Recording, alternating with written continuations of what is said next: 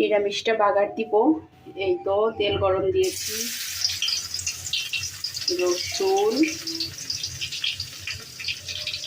একটুখানি পেঁয়াজ,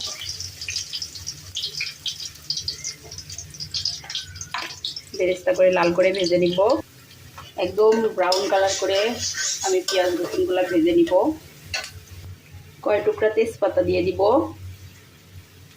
এই সাথে অ্যাড করব জিরা, রাঁধুনি, মহুরি, কালো জিরা, সরিষা দিয়ে দিলাম ফোড়ন। একটু নাড়াচাড়া করে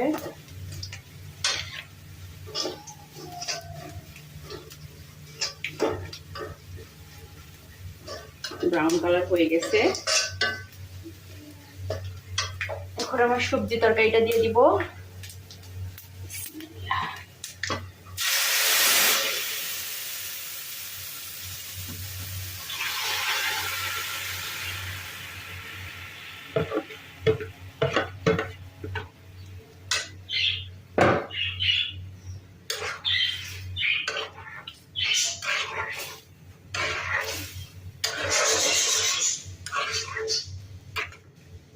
অনেক সুন্দর সিদ্ধ হয়ে গেছে আমার সবজিগুলা।